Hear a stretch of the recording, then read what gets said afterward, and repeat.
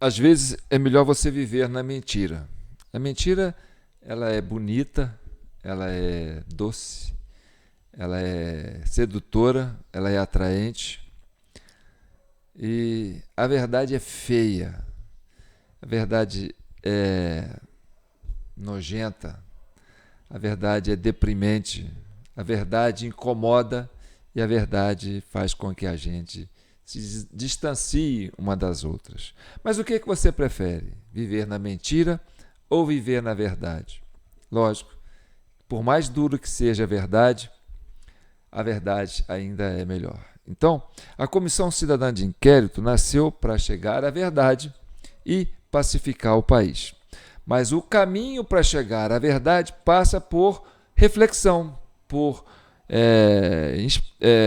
introspecção, estudo, avaliar, trocar informação, pesquisar na internet para saber se você está realmente indo no caminho certo, que é o caminho da verdade. Então, o título desse vídeo de hoje, da Comissão Cidadã de Inquérito, antes de me apresentar para vocês que não me conhecem, esse é o vídeo 208 da CCI.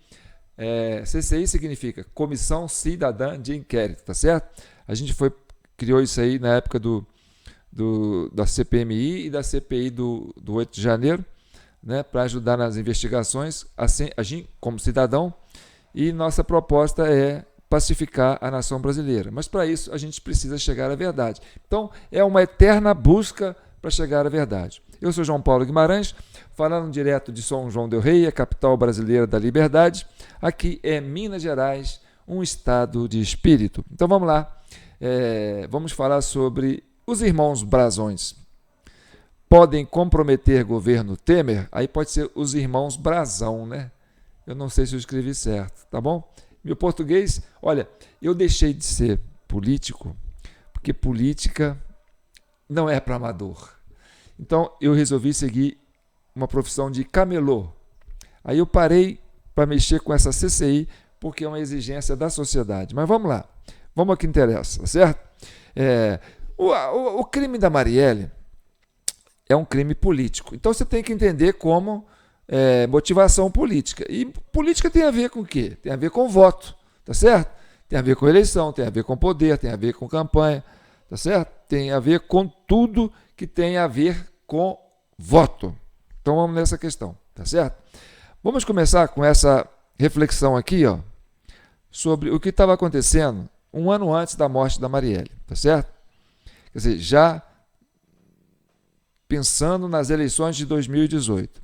Essa matéria foi publicada em 16 de agosto de 2017. Nessa época, o Temer era o governo, entendeu? Que houve a cassação da Dilma, aí o Lula ainda estava para ser julgado, se ia ser preso, se ia perder a sua condição de ser candidato.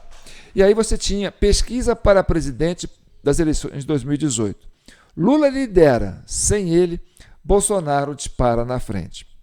Aí vem, da redação, pesquisa divulgada nesta quarta-feira, 16, revela que o ex-presidente Lula cresceu 6 pontos percentuais entre julho e agosto, passando de 26% para 32%. Não obstante, a condenação que sofreu por parte do juiz Sérgio Moro, certo? Então, mesmo condenado, ele ainda crescia nas pesquisas. A pesquisa também demonstra o vácuo deixado por políticos governistas, que era PSDB e PMDB, que tinham cassado a candidatura da Dilma. Praticamente não há candidatos ligados a Temer na disputa, tá certo? Então, isso significa quê? Que ninguém queria associar a sua candidatura ao governo Temer por causa do desgaste que sofreu. A Polícia Civil criou um departamento de combate ao crime. Peraí, não é você agora. Nós vamos trazer o ex-governador Witzel, que faz parte desse trabalho também. Nós temos uns recortes aqui, e desses recortes é do governador Witzel, que deu uma entrevista para qual canal? O canal 247, o canal mais esquerdista que tem. Quando eu falo para vocês que a esquerda está abandonando o Alexandre de Moraes, mais um elemento que vai trazer esse raciocínio para vocês, tá certo? O Witzel vai falar do caso Marielle, ou seja, vai ressuscitar o capital político do ex-governador Witzel. E quem está ressuscitando? A esquerda, o 247 do PT, tá certo? Então nós vamos entender dessa seguinte forma, presta atenção. Então, o que aconteceu? Existia uma coisa que incomodava o PSDB, que era esse fenômeno aqui, ó, o mesário pianista. Mesário pianista é um termo forjado pela sua excelência ministro Gilmar Mendes, do Supremo Tribunal Federal. Quer dizer, ele só veio saber disso com a chegada do Bolsonaro ao poder, tá certo? Antes disso, o PSDB não entendia como é que o PT ganhava as eleições deles. Era sempre polarização, PT com PSDB, PT com PSDB, ou às vezes PSDB no segundo turno. Aí o Bolsonaro, quer dizer, aí o Lula ganhava do Alckmin, ganhava do Serra, e depois vem a Dilma, ganhando deles dois aí também, ganhando do Aécio, enfim. O PSDB chegou à conclusão que o PT tem um esquema para ganhar as eleições, só que eles não sabiam qual. E aí nasceu daí a Lava Jato. A Lava Jato nasceu com as forças, né, de Polícia Federal, tudo mais, né, envolvendo o Curitiba. Para quê? Para minar o governo da Dilma, porque o Aécio tinha certeza que tinha ganho aquela eleição. Só não conseguiu provar, porque não conseguia fazer a auditagem das urnas eletrônicas.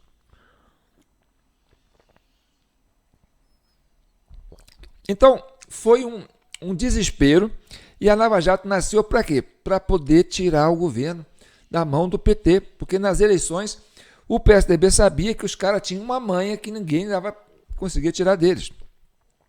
E a prisão do Lula era importante para isso, entendeu? Então, depois daquele desgaste todo da cassação da Dilma, aquele desgaste todo da Lava Jato, e a Globo sempre trazendo a Lava Jato em primeiro plano, né? As manchetes vinham sempre pela Globo, os furos eram sempre pela Globo, a Globo era uma parceira da Lava Jato. Então, a Globo tinha uma parceria com o PSDB para tirar o governo do Lula, porque o governo do Lula não saía se não fosse pelas eleições. 4 mandatos, nesses 4 mandatos eles conseguiram fazer mais da metade do Supremo, ou seja, estava tomando conta do Brasil, né? Chegava uma hora que, olha, ou a gente tira o PT na marra, ou ele não sai. E aí essa preocupação, quando o Temer assumiu, ele assumiu esse custo também, né? Porque você caçar uma mulher presidente, a primeira mulher presidente, tem um custo político. Então, o PMDB não tinha candidato, né? O governo, mas quem deu a sustentação para o PMDB ganhar, quem fez toda a manobra por baixo do pano para ajudar a derrubar o governo da Dilma foi o PSDB, o principal interessado, tá certo? Porque era ele que polarizava com o PT. Então, quem deu sustentação para o governo Temer foi o PSDB, tanto que uma boa parte dos ministérios do governo Temer foram atribuídos os mais importantes foram atribuídos a pessoas da base do governo, quer dizer, do PSDB. No caso do Ministério da Justiça, que ficou com Alexandre de Moraes, entendeu? E além de outros ministérios. Mas vamos lá. Então, era preciso tirar o Lula. Tirou o Lula. Mas aí entrou quem? Entrou o Bolsonaro. E o Bolsonaro, aquilo que eu falei, né? Sem o Lula, ele liderava. Aí o PSDB falou, pô, nós investimos pra caramba nisso. Nós colocamos a nossa... É o único... Ou a gente volta agora ou não volta nunca mais. E aparece quem? O Bolsonaro. Né? Para eles, um aventureiro, um oportunista, um cara que não tem história, né? Era um cara ligado ao regime militar, um cara que eles tinham assim, um cara de comportamento meio escroto, sei lá o quê, né? Falava sozinho, mas um cara começou a crescer e virar um fenômeno. E eles ficaram desesperados. Eles falaram, gente, a gente tem que queimar esse cara, porque senão ele vai ganhar as eleições. Porque hoje tem internet, tem facilidade, o homem tem um jeito diferente de falar e está batendo de frente contra tudo que a gente fez. E aí o Comey disparou. Tem que fazer o seguinte, nós temos que pegar as falas antigas dele, que ele era misógino, que ele era racista, que ele era homofóbico, entendeu? E colocar isso aí para o povo ver que esse cara não é boa pinta. E aí veio a milícia digital, né? O pessoal foi para cima. Olha, aí vem a esquerda toda, né? Olha, esse cara é uma ameaça tanto para o PT como para o PSDB. Porque ele estava, né, entrando com um discurso de direita e os caras, o cara de direita, ligado aos militares, um cara com discurso militar, um cara que tem uma história de defender os governos militares, nós vamos trazer esse cara de volta agora, perder para esse cara sozinho. Tá. Aí nós temos que ligar ele a essa questão. Aí tinham que queimar ele aonde? No Rio de Janeiro, que era uma base dele. Tinha que fuçar lá para saber o que acontece no Rio de Janeiro. Gente, isso aqui é uma linha de investigação. Não estou dizendo que isso é verdade, tá certo? A gente tenta apontar um raciocínio lógico para poder entender as coisas, tá certo? Não estou afirmando que nada que eu falei aqui é verdade. Por isso que é um inquérito. Nós estamos inquirindo, nós estamos passando isso para a opinião pública e que as autoridades tenham a possibilidade de avaliar se esse raciocínio tem fundamento e é eles que vão investigar. A gente aqui só opina, né? Só ajuda a pensar. Então vamos lá. E aí, era preciso o quê? Vamos imaginar que se o Bolsonaro tivesse matado uma mulher que era homossexual, que era negra, e que era mulher, negra e homossexual, tá certo? Porque ele era a pecha que estava colocando contra ele, que ele era misógino, que ele era racista e que ele era homofóbico. Então, se acontecesse um crime no Rio de Janeiro que pudesse associar ao Bolsonaro a morte de uma mulher com essas características, a gente vai conseguir queimar ele, tá certo? Então pensamos que isso seja uma possibilidade de tirar o Bolsonaro da jogada eleitoral, tá certo? Porque a princípio eles não queriam dar partido para ele escorregou num, escorregou no outro, foi parar no PSL, que era um partido quase que insignificante, e ele encheu o PSL de gente, todo mundo foi na onda dele, entendeu? E muita gente boa ganhou. Outras não tão boa, ganharam nas custas dele, tá certo? Mas aí aconteceu isso, que foi preciso criar um esquema de, se acontecer um crime no Rio de Janeiro, a gente colocar esse crime ligado ao Bolsonaro, com essa questão, uma mulher negra e homossexual. É possível. A gente não pode contar com um absurdo como se absurdo não fosse possível. Porque eu falo, absurdo é álibi, tá certo? Para você cometer aquilo, porque ninguém vai pensar que a gente vai fazer isso. Não. O absurdo pode acontecer. Por isso que eu falo que a verdade é feia, é nojenta. A gente prefere viver com a mentira que é glamourosa, que é sedutora, tá certo? E aí, o que acontece na sequência? Né? Ainda no governo Temer, a gente tem isso aqui. Ó. Deixa eu congelar aqui para não balançar o negócio. Vamos lá. Temer, basta, vamos aceitar. Quer dizer, Temer, basta, não vamos aceitar que matem nosso presente. O que o Temer fez? Fez uma intervenção no Rio de Janeiro, reduto de Bolsonaro. Né? A história do Bolsonaro está ali, ele mora ali no Rio de Janeiro. Então, para viabilizar a intervenção federal no estado do Rio de Janeiro, a União destinou a quantia de 1,2 bilhão, vigente por cerca de 10 meses, gente, no período compreendido entre 16 de fevereiro de 2018 a 31 de dezembro de 2018, até o fim do governo Temer. O Rio de Janeiro ficou sob intervenção federal até o fim do governo Temer. E eu até hoje não entendi por que fizeram essa intervenção federal no Rio de Janeiro. Intervenção federal no estado, numa federação, você faz em tempo menor, né? 3 meses no máximo. Você não pode ficar esse tempo todo intervindo, não, porque isso aí é uma agressão, né, à federação. Tá. E nessa intervenção, nessa intervenção aconteceu isso aqui, ó. Aconteceu isso aqui, ó. O general citado no caso Marielle, que estava na intervenção, que era subordinado ao Braga Neto, que era o interventor, o responsável pela intervenção, mas esse senhor aí também, que é um general, e ele foi citado no caso Marielle, e deve ser nomeado agora o número 2 do Exército, né, das Forças Armadas, do Exército Brasileiro. Então, ele é uma pessoa ligada ao governo Temer, e ao governo do Lula, porque o PSDB, né, é o que deu o respaldo para fazer essa aliança de Alckmin com o Lula. E aí Richard Nunes, então secretário de Segurança na intervenção de 2018, foi quem nomeou Rivaldo Barbosa, apesar das contraindicação da inteligência. Aí nós vamos avançar. Vamos ver quem que é o cara. Tá. Segundo a polícia... Deixa eu ver se está parado aqui. Segundo a Polícia Federal, Richard Nunes bancou a nomeação de Rivaldo, mesmo diante de um parecer da área de inteligência da pasta que não recomendava a efetivação. Para os investigadores, na época, as suspeitas contra Rivaldo estavam na iminência de eclodir. Quando Marielle foi assassinada, Rivaldo recém tinha assumido a chefia da Polícia Civil do Rio de Janeiro. A família da vereadora contou que ele chegou a dizer que era uma questão de honra esclarecer o crime. Entretanto, conforme apurado pelo G1, ele teria combinado com Domingos Brazão, conselheiro do Tribunal de Contas do Estado, antes do crime, que garantiria a impunidade. E por que ele garantiu isso ao Brazão? Aí volta para mim aqui. Ó. Bem,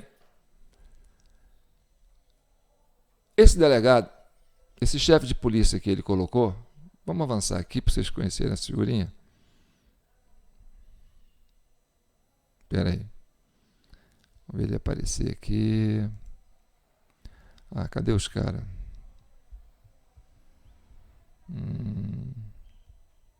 Tá. Deixa quieto, não vou botar a carinha deles não. Certo? Vamos deixar aqui. Tá. Então, os irmãos Brazão seriam responsáveis. Porque a história dos irmãos Brazão, como diz a ex-deputada, né, estadual lá, a ex-vereadora Cidinha Campos, tinha um histórico de envolvimento com milícias, né, com negócio de gasolina adulterada, com negócio de, né, assassinato. Então tinha um histórico. Mas o Brazão não tinha um histórico de rixa, assim, que colocasse ele como suspeita da Marielle.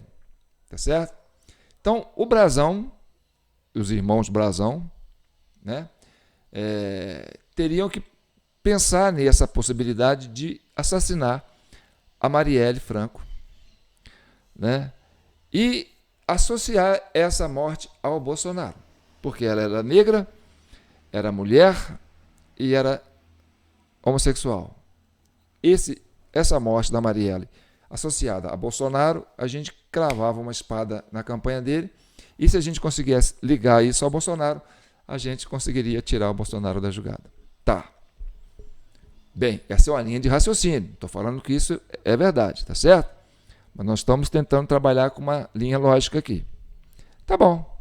Brazão pegou a missão, o outro irmão, tal, foram atrás, né, dos comparsas que ele conhece, as manhas do Rio de Janeiro, e, olha, a gente tem que fazer um link para associar essa morte à família Bolsonaro.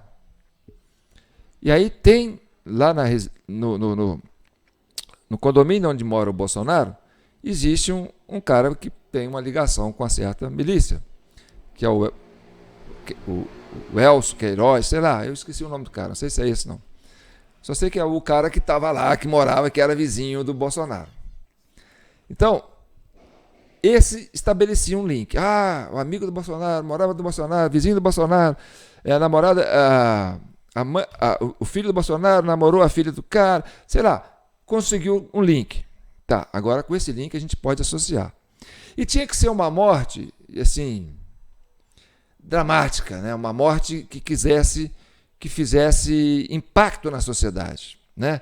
Não pode ser uma morte escondida, não pode ser uma morte que ninguém vê, né? Tem que ser uma morte assim, na praça, na rua, metralhadora e pá e tal.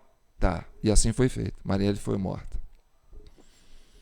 Sem a Marielle sendo morta, né? O discurso colou em cima do Bolsonaro. Aí ficou, quem matou a Marielle? Quem matou a Marielle? Quem capitalizou com isso? O PSOL, né? O PT, né? A esquerda capitalizou com isso, né? Só que aí o Bolsonaro já estava, né, com metade dos eleitores, ninguém ia mudar de ideia, né? Mas tentaram associar isso ao Bolsonaro, embora os argumentos e as provas não eram suficientes. Mas não precisa de prova, né? É igual o 8 de janeiro. Basta dizer, foram eles que invadiram. Tá, mas tudo bem. Aí tem, né, o G diz, está fazendo a merda, o outro lá não põe a Polícia Militar, a Força Nacional, tudo bem, mas vamos por aí. O lance da bomba no aeroporto, né? A mesma coisa, ligado ao QG. A turma, sabe? Brasil não é para amador, gente. Política não é para amador, tá certo? Então, aí chegou 2018, plena campanha, 7 de setembro, o Bolsonaro vai em Juiz de Fora, tá certo? E aí, o Adélio, né, que tinha histórico filiado no PSOL, Bolsonaro matou uma negra homossexual, vereadora, né, e mulher, o cara é homofóbico, o cara é isso, o cara tem que matar esse cara.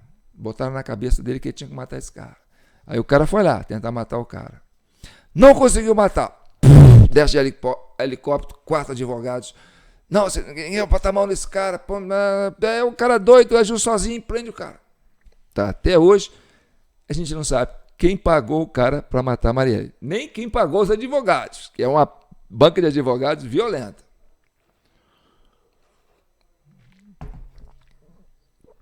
Bolsonaro ganha. Aí fica, né, essa malhação em cima dele. E também o pessoal que pegou a bandeira da Marielle, acusando o Bolsonaro, pegou o eleitorado que é contra o Bolsonaro. E aí conseguiu, né, fazer uma bancada boa. Então quem ganhou com isso, quem falou isso foi um dos Brazões, dos irmãos Brazão, que falou, quem ganhou com isso foi o PSOL. A morte da Marielle só beneficiou o PSOL. Quer dizer, não foi ninguém mais que ganhou com isso. Então, é um benefício que o PSOL carrega com ele que é indigno. E se a Marielle tivesse podendo falar, ela falava para eles assim, gente, vocês estão apoiando aqueles que me mataram. Bolsonaro não tem nada a ver com isso. Vocês estão buscando voto contra uma pessoa que é contra, que é inimigo daqueles que me mataram. Então, o espírito da Marielle está inquieto, por isso que ela vive. Então, precisa fazer justiça pelo assassinato de Marielle, tá certo? Então, o pessoal elegeu em 2022 a maior bancada de deputados federais da história do partido, com 12 parlamentares que vão nos representar em Brasília em 2023. A bancada terá a maioria feminina, por causa da ligação com Marielle. E importante representatividade de negros e negras, assim como indígenas, e até a primeira mulher trans eleita para a história do Congresso Nacional. Então a vinculação do nome Marielle foi uma bandeira que levantou e que levantou a Marielle. Quer dizer, que levantou o pessoal. E o pessoal estava envolvido tanto na morte, né, da tentativa de assassinato do Bolsonaro, como também, agora eles falam que tinha um infiltrado no PSOL ajudando a proteger, né, envolvido nessa morte de Marielle. Tá certo? E aí, a gente caminha para essa linha de investigação. É isso que a gente aponta para vocês, tá certo? Agora vamos ouvir a entrevista do ex-governador Witzel, né, para vocês entenderem um pouquinho dessa história. A gente vai encerrar com isso aí, tá certo? E a Polícia Civil criou um departamento de combate ao crime organizado e à lavagem de dinheiro. E o caso Marielle, eu chamei o delegado Marcos Vinícius, então secretário da Polícia Civil, o delegado Giniton e o delegado Daniel Rosa. E perguntei a eles... O Rivaldo já não era mais delegado? Esse Rivaldo que foi preso ontem? Leonardo, eu nunca troquei meia dúzia de palavras com esse cidadão. Sinceramente, eu não quis colocar na estrutura de comando da polícia ninguém que tivesse envolvimento anterior com governos anteriores. Então, eu quis dar, seguindo aquela mesma asepsia que foi feita em Nova York, né, durante um determinado período em que se trocou parte da polícia para poder dar uma renovação na estrutura de investigação e de combate ao crime organizado em Nova York. E aqui no Rio de Janeiro nós adotamos a mesma política. Foi uma renovação do comando da Polícia Militar e com pessoas que não tinham envolvimento, da Polícia Civil e da Polícia Militar, que não tinham envolvimento direto com governos anteriores.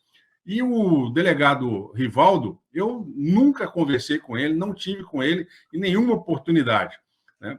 Então, esclarecendo esse fato para você. Quando eu chamei o secretário da Polícia Civil, o nosso delegado Marcos Vinícius, e eu perguntei para ele, falei, Marcos, eu tenho um compromisso de esclarecer esse fato da Marielle. Eu não quero terminar o meu governo sem esclarecer.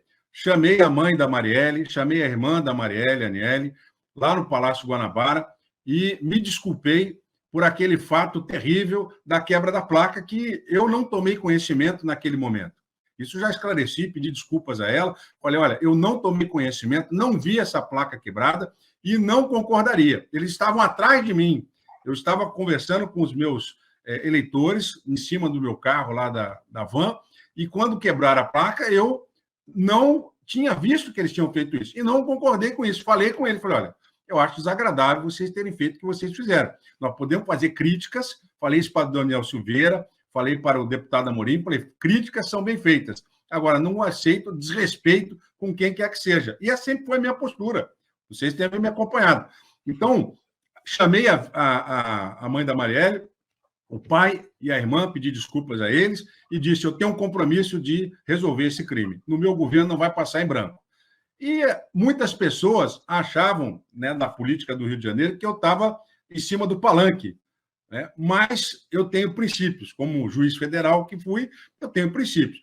E conversando com o Daniel, o Giniton, e com o Marco Vinícius, eles me disseram, inclusive foi aqui na minha casa, eu estou na minha casa, eles fizeram aqui na minha casa, a primeira reunião, ainda na transição, eles me disseram que havia elementos para prender 2 executores, que haveria um suposto terceiro, e que, com base em provas obtidas pela telemática, eles tinham já a identidade dessas pessoas. Eu falei, mas há quanto tempo vocês têm isso na mão? Não, a gente já conseguiu há um certo tempo, mas estamos esperando encontrar o terceiro e vamos encontrar também os mandantes. Eu falei, não, desculpa, não concordo. Eu fui juiz federal, criminal, eu entendo que vocês têm que representar imediatamente pela prisão. Ou nós vamos fazer uma operação controlada, né? Ou vocês vão fazer um pedido de operação controlada, mas não é uma expertise da Polícia Civil do Rio de Janeiro. Não havia essa expertise. Operação controlada não é algo fácil de fazer. Eu fiz algumas na Justiça Federal, com a Polícia Federal, e não é fácil de fazer. Então, como eles não têm essa expertise, eu disse a eles, eu entendo que vocês têm que representar pela prisão, o Ministério Público certamente vai endossar, serão presos. Agora, vocês vão ter que fazer isso nos primeiros dias do meu governo. Não dá para esperar, porque diante dessa situação... não pode esperar isso. É evidente que isso pode vazar, eles podem saber de alguma coisa e nós não podemos deixar isso acontecer. E foi tratado aqui na minha casa, sigilosamente, né, para que essa coisa acontecesse, e no início do meu governo foi representada pela prisão e eles prenderam o Lessa e o Elcio. Eu dei a entrevista coletiva no dia 19 de março de 2019 e na entrevista coletiva eu disse, na minha opinião, esses sujeitos acabarão fazendo delação, porque não haverá leniência. Como eles perceberam que o governador não tinha absolutamente nenhum compromisso com quem quer que fosse, era nítido que ao longo do meu governo, e aí perceba, Leonardo, ao longo do meu governo, nós íamos chegar nos mandantes. E, para isso, eles precisavam tirar o governador.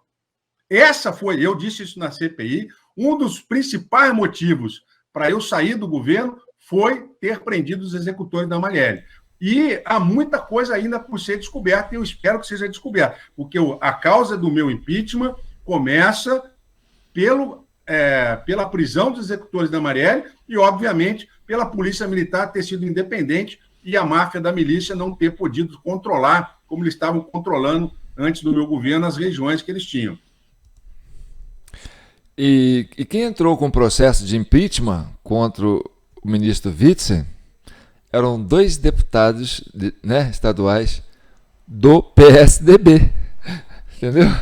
Ligado ao Alexandre de Moraes, né? E ao vice Alckmin, né? Na época PSDB, né? Então, o Witzel perdeu o governo, saiu do governo. Aí ele fala, essa entrevista até bacana, está lá no 247, ele fala que, né, é um cara que era um juiz, um homem que entendia de área criminal e tudo mais, mas não tinha habilidade política, porque o Brasil não é para amador, viu, Witzel? Então tem que ser tem jogo de cintura mesmo. E aí ele foi, sabe, entrou num bolo e tiraram ele. E aí seguraram isso aí durante um tempão, tá certo?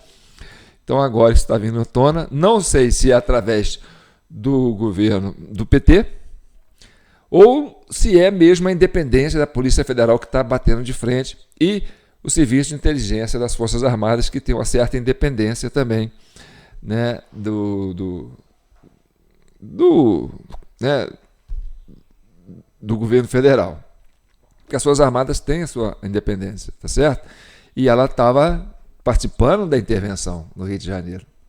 Então, esse general Richards aí, que agora foi nomeado, ele está tirando, não, eu fui ludibriado, eu não tenho nada com isso não. Entendeu? Então foi toda uma armação. Agora, você pensar, isso é pensamento, viu, gente? Pensar não é crime. E aí eu invoco o artigo 5º da Constituição Federal, eu na qualidade de presidente da CCI, são 1.000 membros que nós temos, que nos apoiam, que, né, a gente recebe aí uma ajuda financeira dessa turminha aí que está sempre com a gente. Né? Então, se você perguntar, isso que você falou, você sustenta, João? Eu falei, não sustento. Isso é uma linha de investigação, isso é uma linha de raciocínio, né, baseado nas evidências que estão sendo apresentadas. Cabe o quê? Cabe a Polícia Federal investigar, cabe uma CPI, talvez, no Congresso, investigar, né? A Polícia do Rio de Janeiro investigar, né? O Brasão poderia, né, tentar uma delação, mas isso caiu na onde? Caiu no Supremo, e quem que é o relator desse caso? Alexandre de Moraes, que na época fazia parte do governo que fez a intervenção no Rio de Janeiro, e que tinha uma preocupação de não deixar o Bolsonaro chegar com força nas eleições, porque ele tinha para eles que eles eram os herdeiros dos votos com a prisão do Lula. E tudo isso, gente, e aí eu falo, eu não tenho raiva de ninguém, nem do PSDB, nem do PT, é um atropelo de um para cima do outro, entendeu? Porque, isso aqui também foi uma sacanagem, tá certo? O PSDB tinha sofrido na mão desses caras. Então, você tem que adquirir esse relatório do mesário pianista, que você vai entender o princípio, o meio e o fim de todas as desgraças que aconteceu no Brasil, no campo político, né, depois da chegada das eleições eletrônicas, que chegou, né, com o PT no poder, tá certo? Isso é muito importante. Mas como é que eu faço, João, para adquirir esse seu relatório? É simples, tá certo? Espera aí. Você manda um Pix de R$20 a título de contribuição para ajudar a manter a CCI para esse e-mail aí, jpnoticias@gmail.com, tá certo? E aí você pega esse recibo e envia para o nosso WhatsApp, que é 32999618000. A gente conferindo você aqui, a gente cadastra você como recebedor, né? Olha, esse aqui é um membro da CCI que acabou de pedir o relatório. A gente envia o relatório para você para o seu WhatsApp, né? E você vai receber esse seu relatório aí. Ele vai em forma de PDF, tá certo? Você pode mandar imprimir, levar, ou você mesmo, se você tiver uma impressora aí do seu computador, né? Do seu WhatsApp você transfere por e-mail, né? A manha, pessoal, se você é um senhor de idade, não tem essas manhas todas, leva o seu celular numa dessas copiadoras e eles vão te dar um número, né, no WhatsApp. Você transfere esse arquivo para o número deles e aí eles imprimem lá para você, encaderna bonitinho. Aí você vai levar para casa, vai estudar o relatório da CCI, tá certo? E vai entender por que o Brasil virou essa porcaria na política e as coisas chegaram a esse ponto, tá certo? E olha, a dengue está aí, viu, gente? Ó, e o governo está de ladeira abaixo sem freio, tá certo? E tem uma movimentação lá na Câmara dos Deputados que parece que já tem um bloco se articulando, tá certo? O que você está vendo aí, ó, essa implosão no Partido União, entendeu? Essa formação do União querendo aproximar do PP, fazer um bloco maior, entendeu? Para quê? Para dar base para o Lira. Eu acredito que o Lira deva assumir a presidência num curto espaço de tempo. Eu estou assim, não estou prevendo, eu estou imaginando, tá certo? Pode não acontecer, mas às vezes eu não costumo errar nas minhas previsões, não. E outra coisa, o Alexandre de Moraes tem que tomar cuidado, porque ele vai receber muito fogo amigo daqui para frente, tá certo? E eu não quero mal para ninguém, não quero mal para ninguém. Eu quero que o Brasil resolva essa questão da melhor maneira possível. Ele segurou esse abacaxi sozinho, ele quis botar a mão nessa bomba, virou uma bucha de canhão e agora está na mão dele. E a esquerda já está indo para cima dele, tá certo? Você viu aí, essa entrevista foi no 247, um dos maiores referências de canais de esquerda do Brasil, bem ligado ao PT, tá certo? E aqueles que querem continuar colaborando com a Comissão Cidadã de Inquérito, tá certo? Com qualquer valor, porque isso é um exercício de cidadania, gente. A gente está aqui para ajudar a resolver o problema do Brasil, tá certo? Eu tenho uma conta poupança, não, aqui no Nubank não é conta poupança não, tá errado aqui. É conta corrente, tá certo? O meu nome é João Batista Guimarães, mas o meu nome de mídia é João Paulo Guimarães, por isso que fica aqui, jpnoticias@gmail.com, tá certo? Esse é meu Pix, aqui tem meu CPF, vai aparecer lá, o CPF do João Batista, tá? E eu tenho uma conta poupança na Caixa Econômica Federal, que é João Batista Guimarães também, agência 0151, conta tá aqui, ó, você pode anotar, né? CPF direitinho, e aí você quer, eu quero contribuir, vou mandar um DOC para você, mandar uma transferência. João, seu trabalho é muito bom, você tem que continuar, né? Deixa o camelô para depois você faz seus joguinhos de camelô, ai que saudade, mas tudo bem, a sua presença aqui é importante, a gente quer que você continue ajudando a gente a pacificar o país e entender esse momento tão difícil que o país está vivendo, tá certo? Vai ser um prazer poder continuar ajudando vocês, desde que vocês, né, me dê tranquilidade, porque eu tenho que ficar pesquisando, isso aqui é horas e horas, eu estou numa idade, meus filhos já cresceram e tal, né? Então eu sou uma pessoa, né, não moro com minha esposa, não sou casado, né? E vivo assim, eu tenho tempo para mim hoje, e esse tempo eu quero me dedicar ao Brasil, me dedicar a você, sabe? Para você, para ajudar o Brasil a resolver esse problema, a experiência, os cabelos brancos, certo? Aquilo que a gente vem adquirindo ao longo do tempo, conhecimento, a prudência, a sensatez, a maturidade, então tudo isso ajuda, tá certo? E não é para comprar briga, não é para pôr fogo no parquinho, a gente quer pacificar o país, tá bom? Fiquem com Deus e que o manto de Nossa Senhora continue protegendo e abençoando todos vocês. Compartilhe, comenta, curta, porque isso é importante para esse vídeo ficar relevante, tá certo? E se inscreva se você não é inscrito. Eu tenho um canal no Facebook, que é João Paulo Guimarães, que é um perfil, e temos canais no YouTube, que é TV Del Rey e TV Del Rey 4, tá certo? A gente tinha uma TV Del Rey 3, mas o Xandão derrubou. Tinha muito vídeo cultural bom ali, mas infelizmente, né, esse aí foi pro sal. Mas a gente ainda tem 2 canais lá e vocês podem continuar seguindo a gente. Fiquem com Deus e que o manto de Nossa Senhora abençoe todos vocês. Um abraço.